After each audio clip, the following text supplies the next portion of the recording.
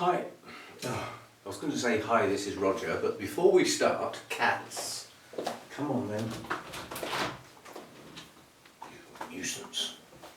I've only just gone out. Right. Stay in there now. Right. Take two. Hi, this is Roger. Thanks for dropping by.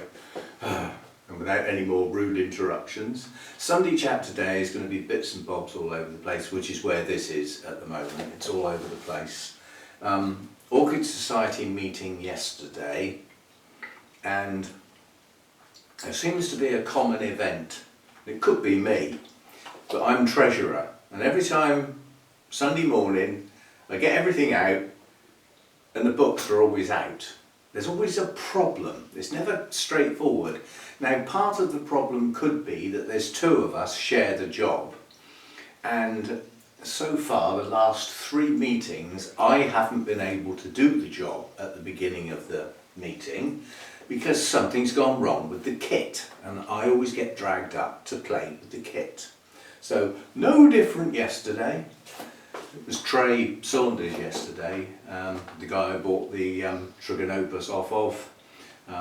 Known him a while, and he was there to do the talk. Brought his own laptop, and basically his laptop wouldn't talk to the projector, and I said, luckily I have the Society's laptop, which does talk to the projector, but have we got the facilities to get your presentation off of your laptop and onto this one? Yes, we have a memory stick. So basically we faffed around. I mean, the flipping projector, it's wanted by the museum when we finished with it. It's so old. And at the committee meeting which preceded, we did discuss kit, because the previous 2 meetings have had kit issues, and most of the problems have been the projector, and it's just antiquated and it doesn't work in a modern way. There's more and more people including video clips in presentations. I mean, if I do a presentation, it's one big video. That projector won't play it. So, you know, that was kit problem number 1, was my presentation. Basically, it will only play a video clip using a VGA connection. Laptops don't have them anymore. Laptops are nice and slim. You can't get a VGA socket on a laptop anymore, and it's old hat, it's low resolution, it died the death a long time ago. And this projector has got a built-in bit of firmware, or just about software if you could call it that, which basically says if you try and play a video, say off of a memory stick, it won't play it. Nope, I will only play videos through the VGA connection. So it's got to go. It's got to go. We set fire to it or drop it from a great height or something. It's got to go. Anyway, this morning, following up, I've got Trey going. I mean, we got the presentation off onto the Society's laptop.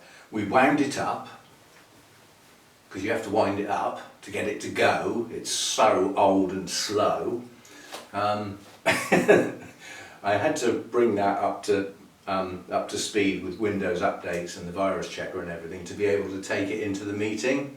It took nearly 15 minutes to update the virus definitions. On my laptop it takes 10 seconds. It's that bad. It's just old memory, old format stuff, and slow. Once upon a time it was probably a good laptop, but not anymore. And our laptop in the Society broke, basically. We needed something to replace it quickly. So I got that as a cheap and cheerful option to say, at least we've got a laptop, albeit not very good. Anyway, at the meeting we decided that to future-proof these things going wrong all the time, we need some better kit. So that was that.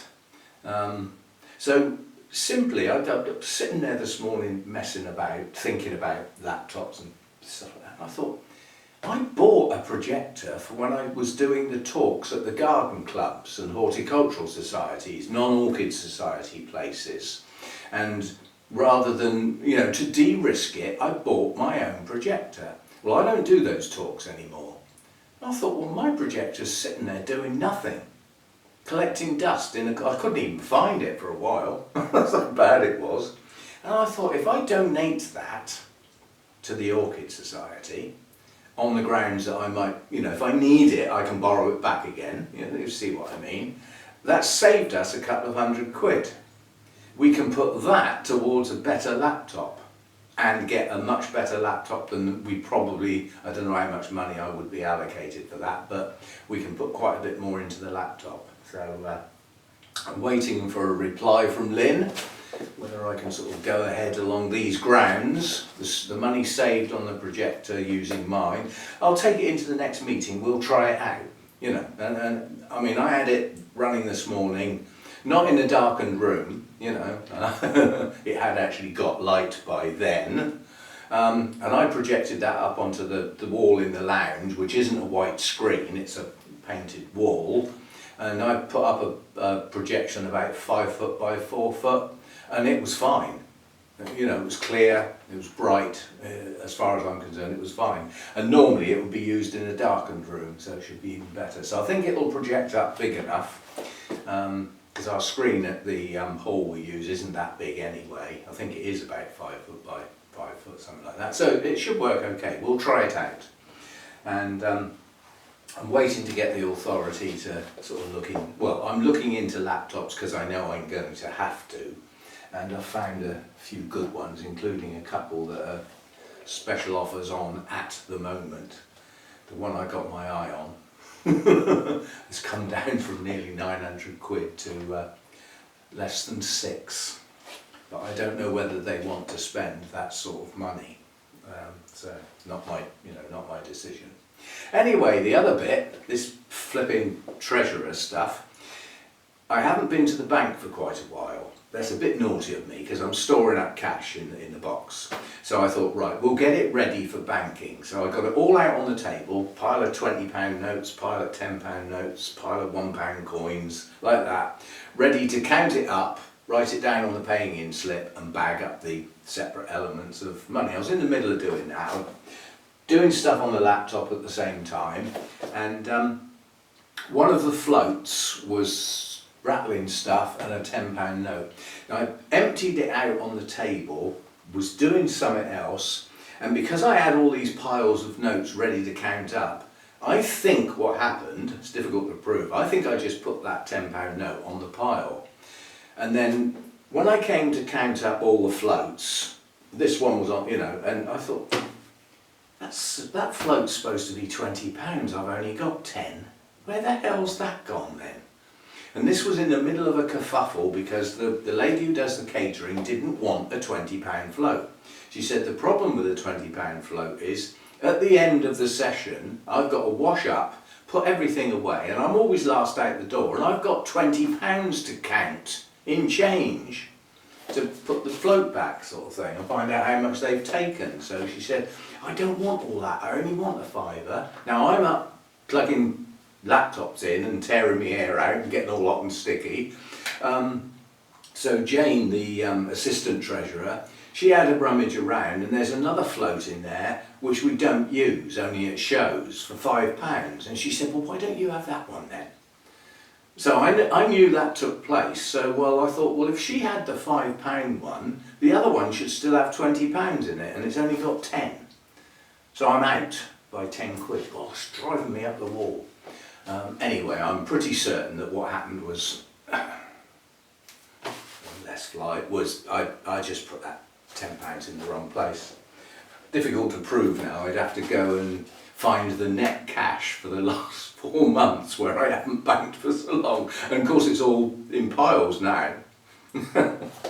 So we won't be doing that. We'll assume I made an early morning mistake trying to do too many things at the same time. Oh. Long day, you know, when you've got a committee meeting, I have to leave here at 11 in the morning and I get home after 6, you know, so I was absolutely cream crackered. So we did next to nothing yesterday evening, fell asleep in front of the TV. What I'm hoping to do today, as far as the TV is concerned, is actually watch the tennis final. and try not to fall asleep in front of that. It could be fireworks, that's the thing. I like to watch the Wimbledon finals anyway, but this final could be dramatic because one of the players is an argumentative cuss of a man, quite honestly. He's not the sort of man you want at your party anyway. And he winds people up deliberately to put them off. And the player he's playing this time round won't be having any of that. So we could have some fireworks. It'd be fun just for that. I watched one of this guy's games a while ago and it was outrageous what he was doing to the other player. He's on at him all the time, niggling, swiping, and then he had a go at the ref sat on the he just winds people up. Not a nice person at all. I don't even know his name. Never heard of him till this year, I must admit. Anyway, so that's that. The problem with the mould on the orchids, I'm pretty certain it is actually the calcium deposits from fundamentally using tap water in the hydrophoga.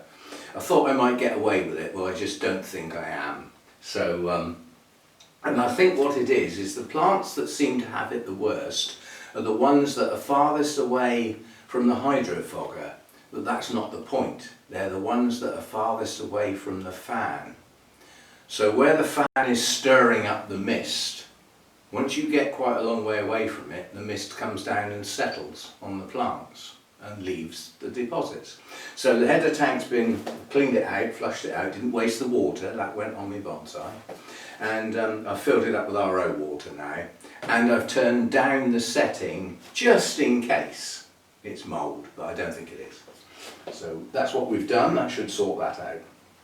And as I said, I mean in here, the hydrophoga hasn't been on yet today, and the sensor over there says 74, over here, these always read high, that says 80, that says 85. In reality it's about 80% in here, and that's with no misting, that's with nothing. And I haven't watered anything today yet, I've still got my mouse to spray. Yeah, so I'm going with the calcium deposits until proven otherwise. My other theory, which made me think it's less likely to be mould, is that when you start getting mould on orchids, it's not always that greyish white, is it? Sometimes it's black, the sooty mould, and there wasn't any sign of any other colour. So I'm pretty sure it was calcium deposits. Oh goody. And I'm not going to religiously go around all the plants trying to get it off. I'm going to let it come off naturally. Think about it. My kettle starts to fur up when the filter needs changing in my jug. Now I don't necessarily clean the kettle out. I change the filter and start using much better quality water in the kettle, and it defurs itself virtually on its own. Obviously the less calcium in the water, the more the calcium on the kettle dissolves into the water, and then gradually it's almost gone. So I'm going to use that principle on the plants. As I pick a plant up to water it, I will rub the leaves, you know, and get the deposits off just with some of the water that I'm watering with as I go along. But I'm not going to go around the whole grow room trying to get rid of that. No way. And if it is calcium deposits, which we're pretty certain it is, then pure water is now going to do the same thing, isn't it? The plants that got the deposit before are now going to get clean water deposited on them, so in theory it should degrade the calcium as it goes along. That's my theory, what I have. Oh, I've just noticed some blooms open. They must have opened yesterday when I wasn't here. We'll have a look at that in a minute. What else? Orchids as such.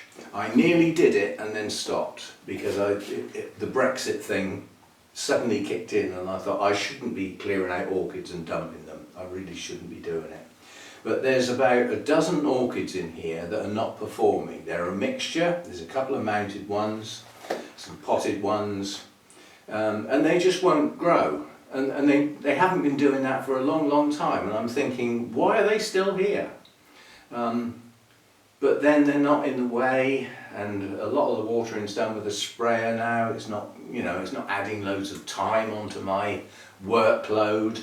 And then I always step back, whenever I think about workload and how many things I've got to do, I step back and go, what else are you going to do then? I mean, I do all my stuff out here. I'm normally finished by lunchtime, and I haven't been going at it all morning. You know, it's a leisurely thing, and I'm finished by lunchtime. So what am I going to do in the afternoon then? Fall asleep in the chair. So do more things and have gaps. So I'm trying to think about spreading things out more and taking more little breaks. Go and have a sit in the garden with the cats with a coffee or something. Rather than, my mind still wants to rush and get everything done when there's absolutely no need for it. I just don't need that sort of pressure. But it's like the time I wake up in the morning. It's built in. You can't just stop doing it. You know, it's habits of lifetime and all that sort of stuff. Right, so that was that. Thanks for all your messages of encouragement with my new toy, because that wasn't exactly cheap, and I still haven't quite justified that in my mind. I'm just thinking, you know, that is my only treat. That's all I've done so far. You know, the others have, you know, recarpeted the house, got a car, you know, paid off chunks of mortgages. I mean, my sister, her other half has retired early because they don't need his income anymore. You see what I mean? They're using the inheritance money to replace his income. And my sister works up north an awful lot. She stops in hotels and is often away for 3 or 4 days at a time. Her other half can now go with her, which means she's got a companion for travelling. She's got somebody to stay with and go for walks with when she's not doing her work. You know, works whatever, 7, 8 hours a day, 9 hours a day nowadays. You don't. Where the hell do you get a 7-hour a day job nowadays? So obviously, you know, they can have breakfast together. They're both early birds like me. Perhaps have a walk around the hotel grounds, do all that sort of thing. Then she can go off to work. Chris loves walking in the countryside and stuff, so he'll find things to do during the day. He can visit places, and then they can have their evening meal together and things like that, go for a swim in the pool in the hotel. So this is such a brilliant idea to in a way to sort of get the best out of that, whereas I've done nothing. So that's all I've done so far. Mind you, mine's got to last a long time, there is a difference. Yes, so everything in bloom on the 8th is going to be very late this time. In fact, it can't even be called everything in bloom on the 8th a little bit late, because it's going to be tomorrow. I'm not doing it today. So it's going to be very late. It's still going to be the same blooms. There won't be anything new, and there won't be anything gone over by then. So it's going to be exactly the same video that it would have been if I'd done it on the 8th. So it'll be the same stuff. We'll be okay. This is the only iffy one here. It's got brown tinges on the sepals, so it's not going to be with us much longer, but it will probably make it till tomorrow. This looks like it might be going soon too. The dots, oh yeah, that one's on there. But there are some that opened later that will still be there for tomorrow. Anyway, that's what's happening. Everything in bloom will be tomorrow. I've started putting the video together of the Project Orchids, so that'll be group 2 for update 2. So the skeleton of that video has been done, which is basically getting the old video clips from the previous update, bringing those in, do the title page, do all that sort of stuff, bring in the pictures of the blooms, do the pop-up of the plant name. All that's done. All I've got to do is fill in the gaps. Chatty bit at the beginning, and then the 3 videos of the 3 plants and chatty bit at the end, which I will probably film tomorrow. But we've got to deal with this heat. We're heading on up. I don't know whether it's going to do it today or tomorrow, but we're looking at 30 degrees plus again. And it's just, it hits people in this country hard because we don't get it. We don't get to practice. We just have to flipping put up with it. Now, it doesn't bother me that much, but it adds workload. It means I've got to water stuff in the garden. My bonsai have to be watered every day. And in theory, the couple that get the most sun should actually be watered twice a day. I'm not doing it, but they, you know, they could be bone dry by the time it gets to the evening. So yeah, it adds to the workload. And obviously in this place, the fact that it's that much hotter out there doesn't make a lot of difference in here, because I haven't got the sun beating down trying to heat this place up to 34, 35 degrees, and I'm desperately trying to keep it cool. It just does its own thing. With that little circulating fan on, with that layer of shade netting that I need for now, in 3 or 4 weeks time that'll probably come off. It sorts itself out and it sticks around 25, 26 degrees. Even when it's hotter than that outside, it still stays like that. So that saved me a lot of effort and worries. It's working well. Now I've got things that are late, very late. That's the downside of this place. New growths on here, just starting. New growths on here, not even started yet. There's still not a sign of any. New growths on my mounted nobly. You know, I mean, what are you up to over here? This is Comet King. Well, first of all, it's going to have a go at blooming again. But new growths? No. It's only just starting its new roots on this cane. This should be growing canes now. They should be halfway up. Everything is just late. And it's just a consequence of the cool start to the year, which, you know, which can't do much about. And, you know, you get, as I said, there's lots of things that I can look at that are not growing new canes that should be. Some in pots. There's another one here. This is the tortilli, where we did actually get a bloom this year for the first time. I mean, this is the size of the canes that I grew last year. But this new growth's only just starting. It's July. That should be up here by now. But I'm just hoping that I can push them and keep them growing later in the year. And push them on a bit. Yeah, it's difficult. See, now this little dendrobium started its new growths quite early on. And they're progressing quite nicely. That's the, what is that? Primulinum variety Laos. Well, that's just reminded me of something too. It's tucked around there, so I can't see it from here, but that's just reminded me. Yeah, I mean, those two new growths started at a reasonable time. They're still growing. They're at least half size now, and will probably get quite a bit longer than the previous cane. You know, so some things started at a reasonable time, and some things just happened. Right, now let me I'll have to push some stuff around now. This one I looked at, and I thought, we looked at this one, I looked at the mounted Cattleya types. And I wasn't looking properly, was I? The new growths on here are blatantly obvious. They're the purple coloured ones, aren't they? So this is a new growth. If that doesn't bloom, I'll eat me out. Another new growth here, new growth here. So it's actually pushing up new growths nicely. I didn't really appreciate that, I don't think. Can't remember what that is. That could be the David Sanders. That's what that could be, because that looks as though it's been recently mounted. Yeah, that could be what that is. No guarantees, but highly probable. So that's that.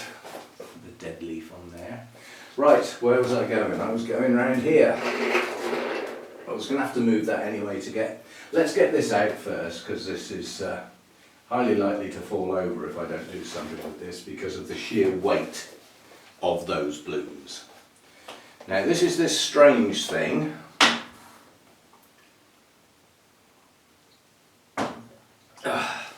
Because it's not what it was meant to be. This was supposed to be Oriental Smile Fantasy, which would have been a beautiful nobly type with oranges and colours like that, and it's not. It's a nobly type that looks very much like Comet King, but the blooms are large and heavy. I mean, it's, you know, this is a substantial cane here, and it's dragging it down. It won't actually break it, but yeah, these have just opened. Unusual for a nobly type, they all opened together. So there was no staggering. Every single one of those blooms, they started a couple of days ago and they all completely opened yesterday when I wasn't here. So it was a nice surprise this morning when I came out. That's a good show of colour there, so we'll have that out here and put that on the show table. See what I mean? I only just caught that. It's going to have to be staked and tied in, because as I say, the weight of those blooms is just pulling the pot over. So that was that one. That's not what I went round there for. What I went round there for is this. And this should not be doing this. Not at all. Come on, let go. Kikis everywhere. This is Primulinum. It's not supposed to bloom this time of year. But this is something, I did something silly yesterday. I walked away from an orchid that I should have bought there and then. And I'm thinking about it now. So why the hell didn't I buy that? It's not, you know, I don't get many new orchids. Now that's Primulinum and that's its normal colour. It has got a variable colour. It can be darker, it can be lighter. There is even an alba form. Now this, as far as growing is concerned, has got one new growth, if you can call it a new growth. I'm going to call it a new growth coming from the base, but it's growing kikis, which this one does. So there are lots of new canes, but not necessarily at the base of the plant. Now, what should I have bought yesterday? I'll put a pop-up to get you into your head the colour that I'm on about. And the picture of the pop-up is Dendrobium nesta. Yeah? And it's a gorgeous deep colour with a very deep colour in the inside of the lip. Now Trey yesterday had a phyllum. A phyllum and Primulinum are incredibly similar. The blooms look very similar. He had an aphyllum that was virtually the same colour as Nesta. Virtually the same colour. It was that deep. Why didn't I get it? I really don't know. I might, when I get back in there, I might even send him an email and say if nobody bought that, I'll have it. Because it was very, very nice. Now on reflection, I can't remember whether it was Primulinum or a phyllum, but whichever one it was a deep, rich colour. I said to Trey, I said, that's got an exceptionally good colour, hasn't it? And he said, yeah, it is. It's a lot darker than most. I still walked away from it. Anyway, this one's decided to put a couple of blooms out. Silly thing. Right, ouch, so that was that. Let's flip the cane in my face. Right, anything else around here? I don't think there is. This Arengus spike's pushing on. There's no sign of buds yet. This is the Mr. Sidii. Now look, tiny little shadows of white on that. It just wipes off. So as I said, I'm not going to go around the whole grow room trying to get rid of it. But this one's pushing quite a lot of root activity at the moment. Coming up through the top of there. Old roots branching out. New one coming out of the base of the plant, heading up into the moss. And as I say, we've got a spike on it. And it will bloom eventually. Although Fluffy Cat wants to go out now. They just like making me work. And like I said before, what else have I got to do? Come on then. Actually, you thought to come and say hello to people, didn't you? Because everybody likes to see you. You come and say hello. Who's that in there then? Who's that? You're a scruffy cat, aren't you? You're a scruffy cat. Come on then. Let's get you out.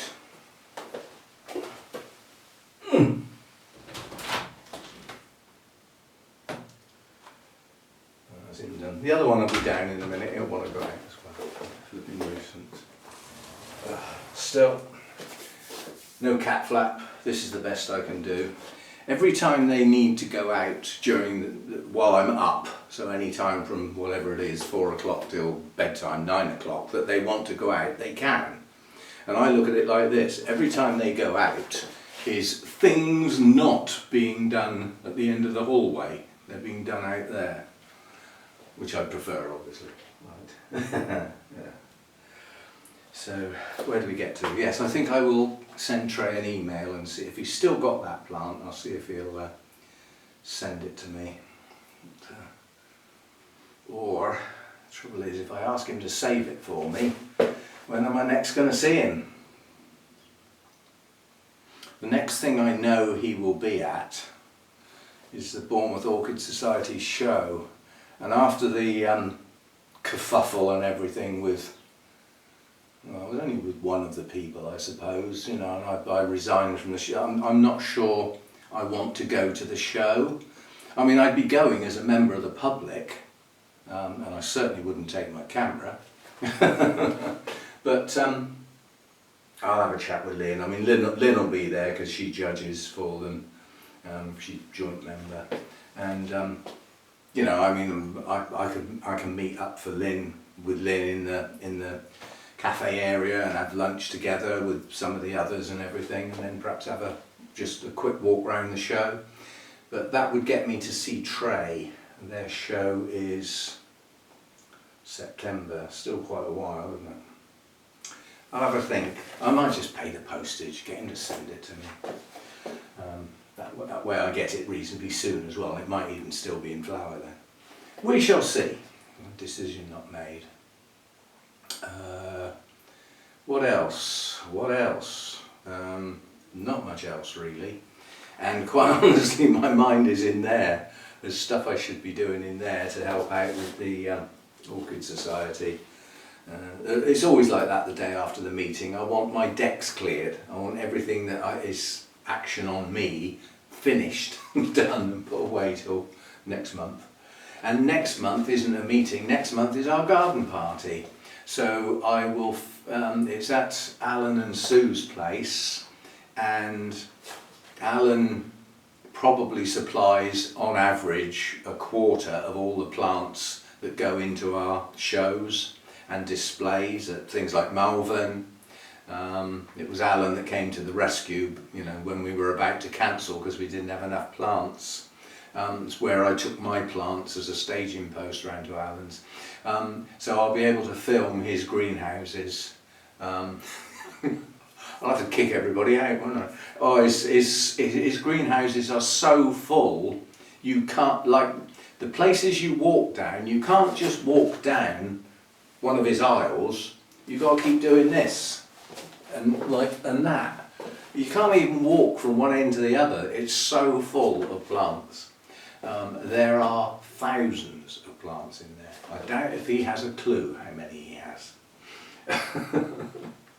But yeah, we could do some filming. There might not be much in flower, but you know, see somebody else's grow space and everything. Totally different to mine. Totally different space altogether.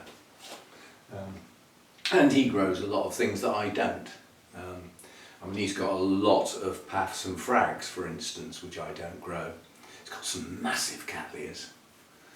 He grows a lot of cotyledons. He's got Draculas and Masdevallias all over the place. Where he's got a workbench, you know, a staging bench that's absolutely covered with pots, underneath it and hanging off the edge of it are Draculas. So all along the edge are hangers with Draculas on. Hundreds of them. Yeah, so that will be next month's meeting. Will be the garden party, which obviously I won't film the people and film that sort of thing, but I should be able to film his greenhouses. I call them greenhouses because they're linked together, but you know, to all intents and purposes, you go in a door at one end and come back up and go out the same door, sort of thing. But they're linked greenhouses, so they're joined in the middle. So we'll have a look at that, and you'll see a crowded affair. That will be good. While I've been talking, I've virtually made my mind up. I'll contact Trey and see if I can get him to send me that plant. I mean, I could just say, well, it's just another one of those long cane dendrobiums that are deciduous, and you're going to end up with a plant that looks like many of the others you've got. But then the blooms were quite special. But all I've got to do is weigh up. They'll probably only last 3 weeks again, and it'll still only be once a year. But then I've got the space, so why not? Why not? And those sort of orchids don't get the pests. Oh, that was the other thing, hippie soap. People have asked, at the mention of it, could I repost the recipe or the formula, whatever you want to call it.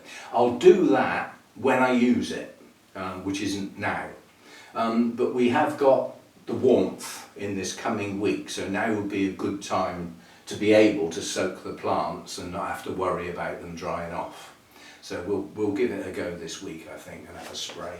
And on that video, the problem I've got is deciding where I'm going to do it.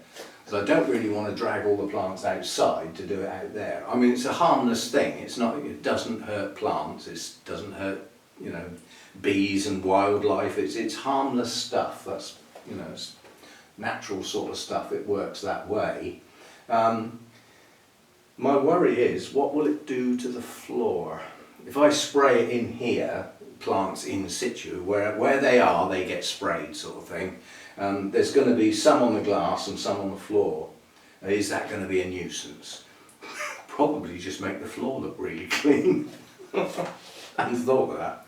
But yes, I will repost the recipe, or formula, whatever you want to call it, for the hippie soap.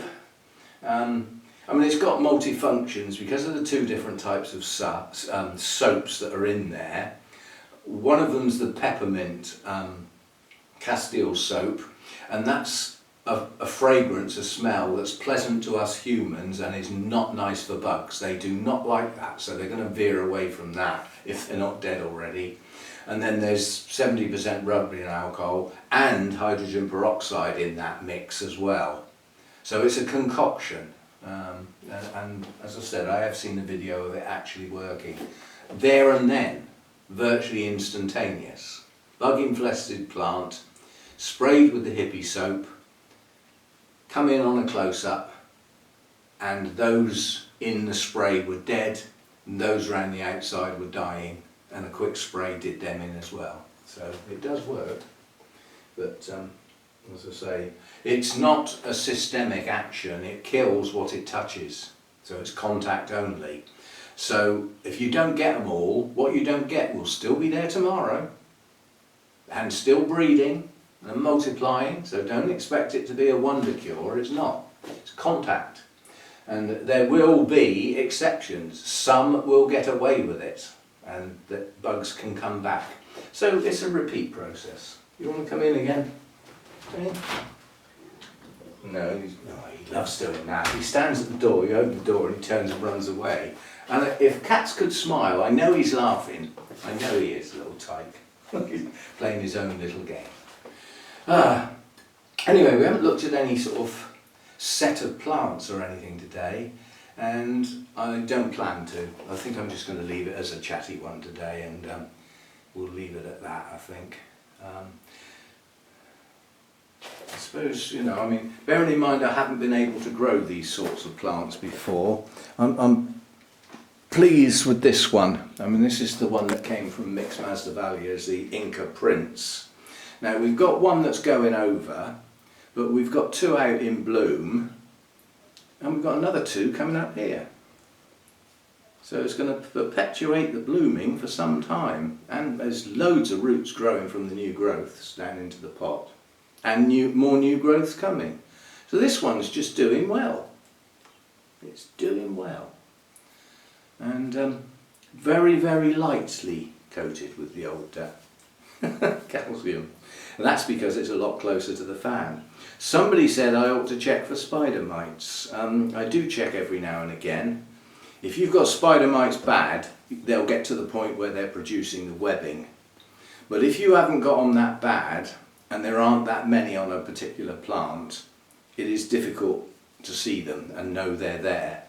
It's only when you get a really bad infestation you get to see the webbing, and that's the giveaway, the telltale sign.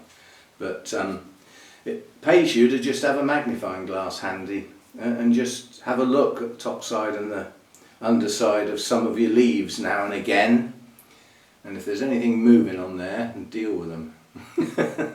I said, always deal with them, don't put the job off. Anyway, that's blooming quite nicely at the moment. It's the only one. Whoops.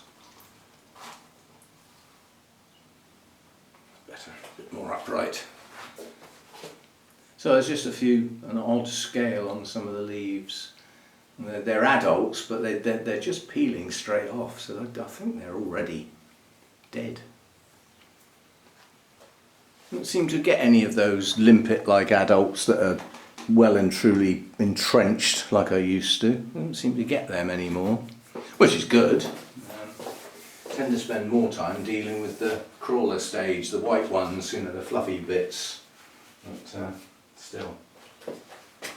Right, so outstanding videos. We've got the Group 2 for Project Update 2. I will do that early this week, but Monday will definitely be Everything in Bloom on the 8th. Lots of people like that one. Regular monthly update, so we'll get that one done. And then Tuesday or Wednesday I will get the next of the Project Orchids finished off. That's partly done. That leaves just one then, but I don't want those dragging on till the end of the month, like they did last time. And yeah, I've still got some plants to mount, and I've still got a couple that need their media changed, but if I'm mounting something that's not going to get major disturbance, like say this is this came back with me from Malvern, I believe, or did I buy this separately? Can't remember, one of the two. I think I bought it separately but picked it up at Malvern, and it's on one of these horrible plastic things, but there are very few of the roots that are actually attached to the plastic thing. They might go through the holes, but they'll thread back through. You can push them back through, so it's not major disturbance taking that off the mount. And there are some growing tips on those roots, which means it'll start to attach to its new mount. So things like that need doing. Time of year doesn't matter so much with that, because it's not going to get that much disturbed. What's my little bulb of phyllum doing? You've got any spikes yet? They're very difficult to spot because they're so small. Got another new growth there. Wasn't expecting that. No, don't see any spikes yet. Oh, yeah, no, that's a new growth. Oh well, perhaps later. They're tiny, the spikes come on that, like the Dendrobium jenkinsii, where we play Spot the Spikes. You know, I've held that one right up close to the camera and said there's 20 spikes on there, I'll bet you can't see any of them. So,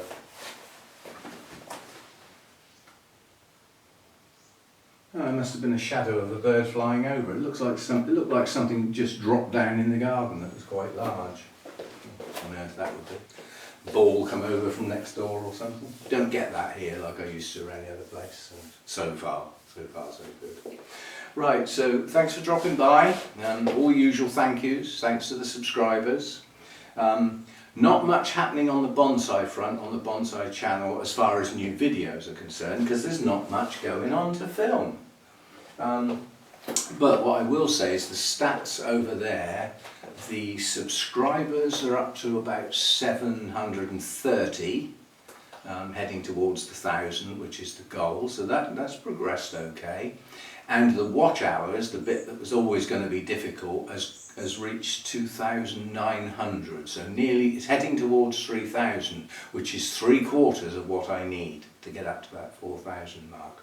So I'm sort of happy with its progress. It's relatively slow, but it's moving in the right direction, that's the thing. It's just difficult to promote a channel when you've got nothing to film. I mean, there's one of the guys posts virtually every day, and he must spend all his time going around garden centres, but he's got hundreds of trees, some of which are, you know, still in a garden centre pot. So he's always got something to do, he's always got some work to do on a plant, on a tree, or a group of several trees. But to be able to do that, you've got to have an awful lot of trees. So for me to be in that position, what else am I doing? Okay, I'm supplying material for more frequent videos to help the channel along, but look at my workload. So we're not going to go out gaining dozens and dozens of trees, but we will have a few more in the new year. We will get a few more, but not dozens and dozens and dozens. I haven't got the time to deal with that. So yeah, so thanks for everybody that supports this channel and the other one. Don't forget to subscribe if you're not already done, or haven't already done so, and do the old thumbs up thing and all that. It's all appreciated. It all makes it worth getting up in the morning and picking the camera up. Because if people aren't going to watch the videos, I'm going to get to the point where I sort of think, well, why am I doing this? I don't just do it for me. I do it as a joint thing. You know, I do some work that I enjoy doing, get some videos up there, people watch them, leave comments. It's a circle thing. So, you know, and it works. It's working okay. I mean, you know, my channel's never going to be a Danny, is it, with 400,000 subscribers? It's never going to be like that. But, you know, I do okay. Yeah, I do okay. And it's thanks to you people. So, right, see you next time. Thanks for dropping by.